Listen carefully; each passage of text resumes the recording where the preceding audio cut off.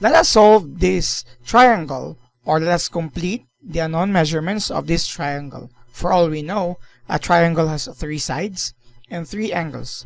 But for this given here, only 2 measurements or 2 side measurements are given and 1 is unknown. As for the angles, this is the only angle that is known, which is also equivalent to 90 degrees, and we don't know what's the measurement of theta, angle theta, and angle alpha. For this, let's be guided of the use of the Pythagorean theorem and the triangle angle sum theorem, which targets specific measurements. Pythagorean theorem would be for the sides, and triangle angle sum theorem will be for the angles. So here, we can solve for the value of x first.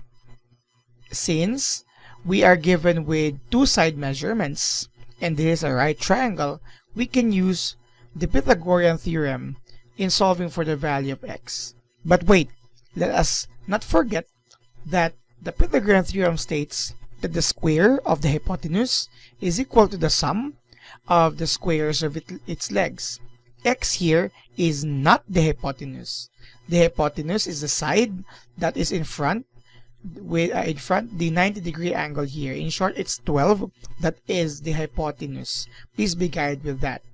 In short, for solving for x, we are going to write in this manner: the square of the hypotenuse is equal to the sum of the measurements, or the square of the measurements of its legs, specifically 8 and x. So this is 144 is equal to still x squared and plus 64. If we are going to subtract both sides by 64, you will get a value of 80 equal to x squared. Let's just write in this manner: x squared is equal to 80. When you take the root of both sides, please do not forget that you will have results plus minus square root of 80,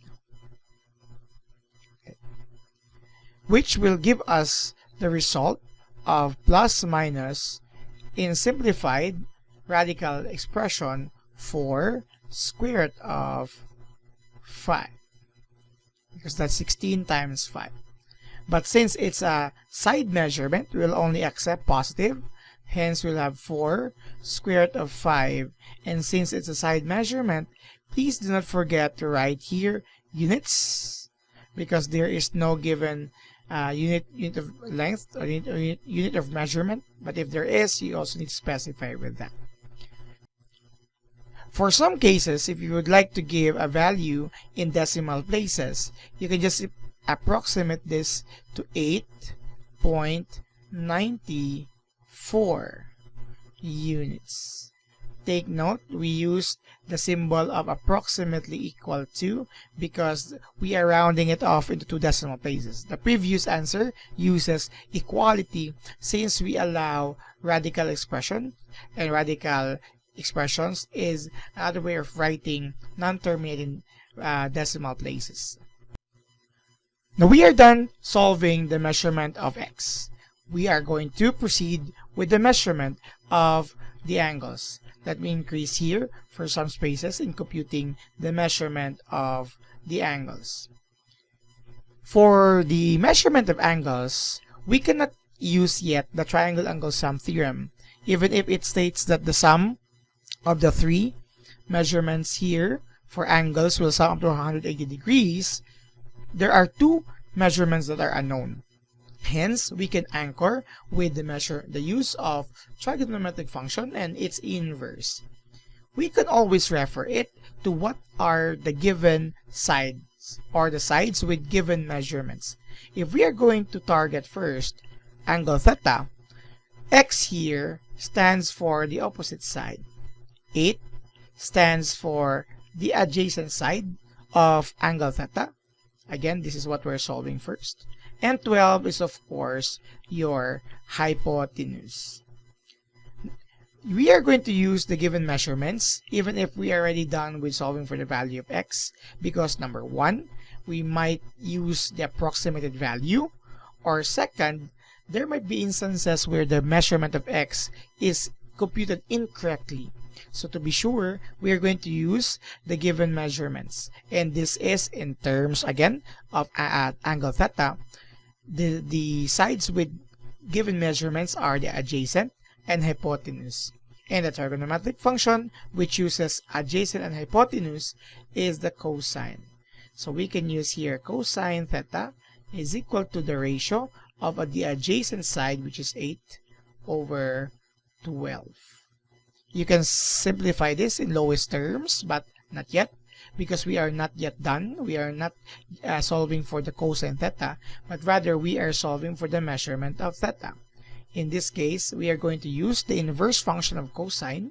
So you will have here cosine inverse of the ratio 8/12. By the way, even if you're going to simplify 8/12 by 2/3, if I'm correct, yeah, 2/3, you will still get the same value, and we are going to approximate it to a value for this, which is equal to, or approximately equal to, 48.19 degrees. So this is the approximated value for angle theta.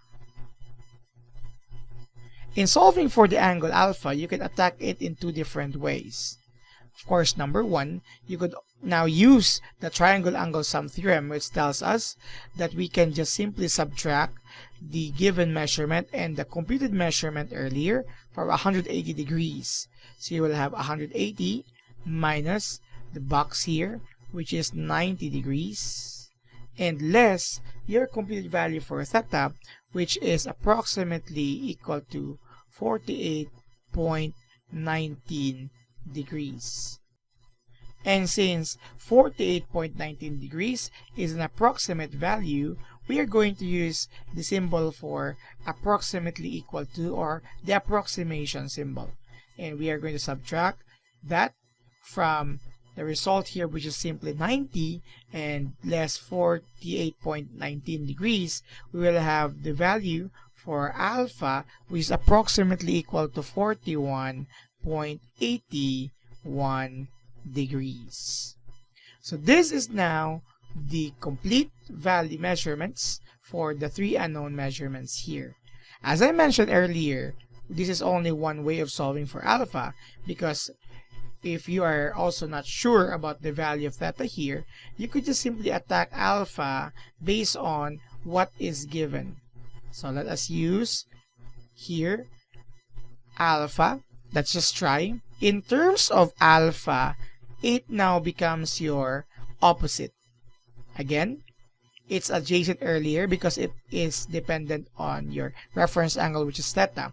But if you're going to refer to alpha, this is your opposite, and still that's your hypotenuse. So opposite, hypotenuse, we are going to solve for sine. Sine alpha is equal to opposite now, again, it's no longer adjacent for alpha, 8/12. And for the value of alpha, it's the sine inverse of the ratio 8/12.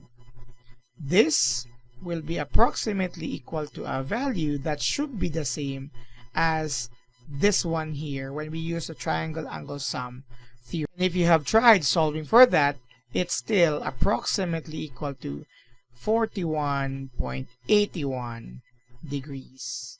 So this is also the value of alpha. So you can attack alpha here in two different ways. Anyways, this is the complete process in solving for the unknown measurements for this given angle, or rather triangle.